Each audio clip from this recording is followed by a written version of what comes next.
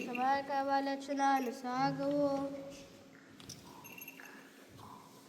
ባረግዚኦ ነገረ ዘወንጌለ ሉቃስ ረዱ አርአያሁ ለዚህን አምላክነ ወመድኃኒነ ኢየሱስ ክርስቶስ ሎቱ ይደሉ ስጋዬ እስከ አርያም ለዓለመ ዓለም አሜን። የሉቃስ ወንጌል ምዕራፍ 24 ከቁጥር 13 እስከ 39 ድረስ።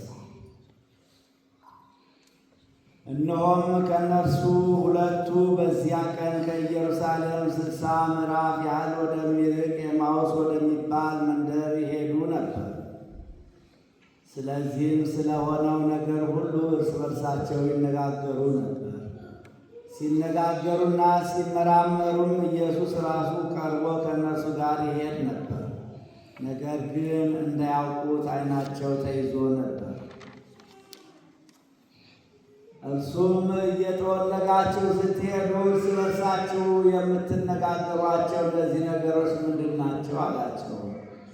ቀለዮጳ የሚባልም አንዱ መልሶ አንተ በኢየሩሳሌም እንግዳ ሆነህ ለብቻ ትኖራለህን?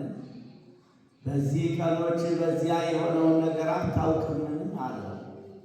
እርሱም ይህ ምንድን ነው? አላቸው። እነርሱም እንዲህ አሉ፣ በእግዚአብሔርና በሕዝቡ ሁሉ ፊት በሥልጣንና በቃል ብርቱ ነቢይ ስለነበረው ስለ ናዝሬቱ ስለ ኢየሱስ እርሱንም የካህናት አለቆችና መኳንንቶቻችን ለሞት ፍርድ እንዴት እንደሰጡትና እንዴት አሳልፈው እንደሰጡትና እንደሰቀሉት ነው። እኛ ግን እስራኤልን እንዲቤዥ ያለው እርሱ እንደሆነ ተስፋ አድርገን ነበር። ደግሞም ከዚህ ሁሉ ጋር ይህ ከሆነ ዛሬ 3ኛ ቀን ነው። ደግሞም ከእኛ ውስጥ ማልደው ከመቃብሩ ዘንድ የነበሩት አንዳንድ ሴቶች አስገረሙ። ሥጋውንም ባጡ ጊዜ ሕያው ነው የሚሉ የመላእክትን ራእይ ደግሞ አየን ሲሉ መጥተው ነበር። ከእኛም ጋር ከነበሩት ወደ መቃብር ሄደው ሴቶች እንደተናገሩት ሆኖ አገኙት። እርሱን ግን አላዩትም። እርሱም እናንተ የማታስተውሉ ነቢያትም የተናገሩትን ሁሉ በልባችሁ ከማመን የዘገየ ክርስቶስ ይህን መከራ ይቀበል ዘንድና ወደ ክብሩ ይገባ ዘንድ ይገባው የለምን? አላቸው። ከሙሴና ከነቢያት ሁሉ ጀምሮ ስለ እርሱ በመጻሕፍት ሁሉ የተጻፈውን ተረጎመላቸው። ወደሚሄዱበት መንደር ቀረቡ። እርሱም ሩቅ የሚሄድ መሰላቸው። እነርሱም ከእኛ ጋር እደር፣ ማታ ቀርቧልና ቀኑን ሊመሽ ጀምሯል ብለው ግድ አሉት። ከእነርሱም ጋር ሊያደር ገባ። ከእነርሱም ጋር በማዕድ ተቀምጦ ሳለ እንጀራውን አንስቶ ባረከው፣ ቆርሶም ሰጣቸው። ዓይናቸው ተከፈተ፣ አወቁትም። እርሱም ከእነርሱ ተሰወረ። እርስ በርሳቸውን በመንገድ ሲነግረን መጻሕፍትን ሲከፍትልን ልባችን ይቃጠልብን አልነበረምን? ተባባሉ።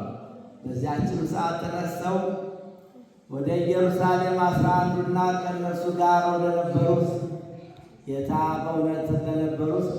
በእውነት ተነስቷል፣ ለስምዖንም ታይቷል እያሉ በአንድነት ተሰብስበው አገኟቸው። እነርሱም በመንገድ የሆነውን እንጀራውንም በቆረሰ ጊዜ እንዴት እንደታወቀላቸው ተረሙላቸው። ይህንንም ሲነጋገሩ ኢየሱስ ራሱ በመካከላቸው ቆሞ ሰላም ለእናንተ ይሁን አላቸው።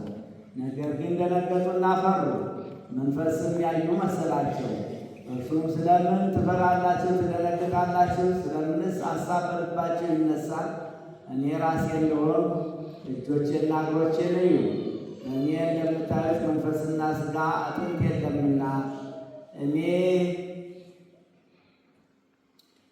እኔን ዳሳችሁ እዩ አላቸው። ይህንን ብሎ እጆቹና እግሮቹን አሳያቸው። እነርሱም ከደስታ የተነሳ ገና ስላላመኑ ሲደነቁ ሳሉ በዚች አንዳችን ይበላላችሁን አላቸው። እነርሱም ከተጠበሰ አንድ ዓሣ ቁራጭ ከማር ወደ ላም ሰጡት።